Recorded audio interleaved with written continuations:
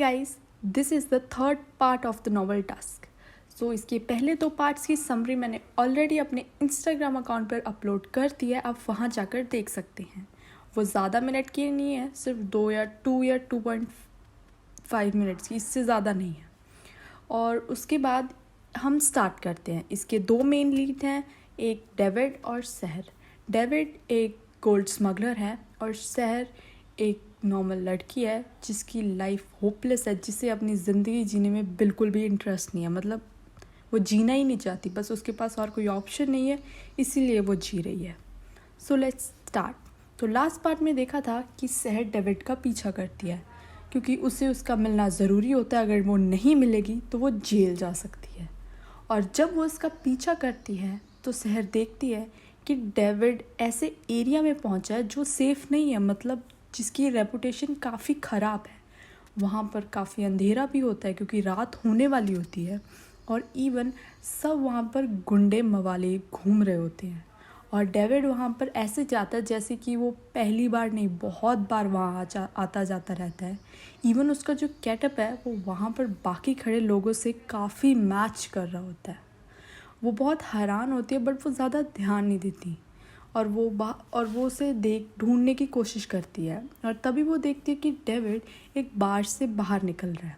दरअसल डेविड पता करने गया था कि आखिर कौन था जो उसका पीछा कर रहा था, कौन था जो उसके घर तक पहुंच गया था। क्योंकि हमें तो पता ही है कि उसके पीछे गैंग पड़ी हुई है और उसकी टीम का भी खुलासा होने ही वाला है, तो इसीलिए। और जब वो बाहर निकलता है डेविड, तो उसके सामने सहर आ जाती है और सहर उसे ज़ोर से बोलने लगती है, शुक्र है तुम मिल गए, पता है मैं तुम्हें कब से ढूंढ रही हूँ। अरे पहले तो तुम्हारा एड्रेस, वो तो शुक्र है कि वो था, ईजान था, जिसकी वजह से तुम्हारा एड्रेस मिल पाया। और ऊपर से यार तुम इतनी फास्ट कार क्यों चलाते हो। चलो वो छोड़ो। उसकी ये बातें सुनकर डेविड समझ गया था कि वो सहर ही थी जो उसका पीछा कर रही थी। और सहर बोल ही रही थी कि डेविड ने उसका हाथ पकड़ा, मतलब उसका बाजू पकड़ा और उसे साइड में ले गया, मतलब साइड पे एक गली में। और वो उसे कहने लगा, तुम यहाँ क्या कर रही हो? तुम्हें पता है ना ये जगह सेफ़ नहीं है। सहर ने हाथ छुड़ाते उसे कहा, अरे वो तो मैं, 1 मिनट, तुम यहाँ क्या कर रहे हो? सेफ तो ये तुम्हारे लिए भी नहीं है। डेविड ने उसे इग्नोर किया और वो वहाँ से जाने लगा। तो सहर ने उसे रोक कर कहा, तुम ऐसे नहीं जा सकते। अरे मैं तुम्हारे पीछे यहाँ तक आई हूँ और देखो, तुम वही थे ना जब चोरी हो रही थी स्टोर में। और देखो प्लीज़ यार, मुझे विटनेस की ज़रूरत है और तुम ही हो विटनेस। अगर तुम नहीं चलोगे तो मुझे जेल हो जाएगी यार, प्लीज़ मेरी मदद कर दो ना। तो डेविड ने उसका ध्यान नहीं दिया और वो चलने लगा कार की तरफ। और वो ज़ोर से बोलती है, सर क्यों नहीं मेरी मदद कर रहे हो? तो डेविड रुक जाता है और उसके पास आता है और कहता है, मैं क्यों करूँ तुम्हारी मदद? जब पता चल गया था कि वो चोर है तो हीरो बनने की क्या ज़रूरत थी? पुलिस को पकड़ा देती ना। और वैसे भी यहाँ से चलो, ये जगह सेफ नहीं है, फिर मुझे मत कहना। सहर ने उसका बाजू पकड़ा और रोकते हुए कहा, सब तुम्हारे जैसे नहीं होते, कुछ लोगों में दिल होता है और वैसे भी सेकंड चांस सब डिज़र्व करते हैं। और अगर तुम नहीं आ रहे हो तो ठीक है, मैं यहीं बैठी हूँ और यहीं बैठी रहूँगी।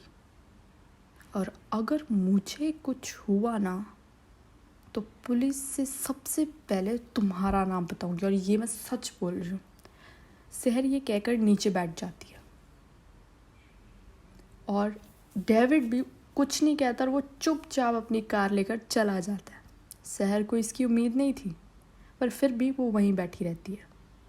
फिर कुछ वक्त के बाद वो देखती है कि कुछ गुंडे उसकी तरफ आ रहे हैं।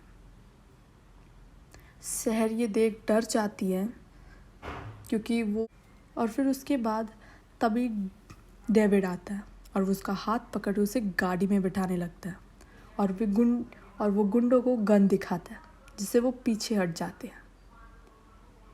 ये सब साबे गैंग के मेंबर देख लेते हैं पर शहर नहीं देख पाती, और ये देख वो गैंग के लोग समझ नहीं जाते, उनको एक मिसअंडरस्टैंडिंग हो जाती है कि शहर और डेविड गर्लफ्रेंड बॉयफ्रेंड है, मतलब वो रिलेशनशिप में है।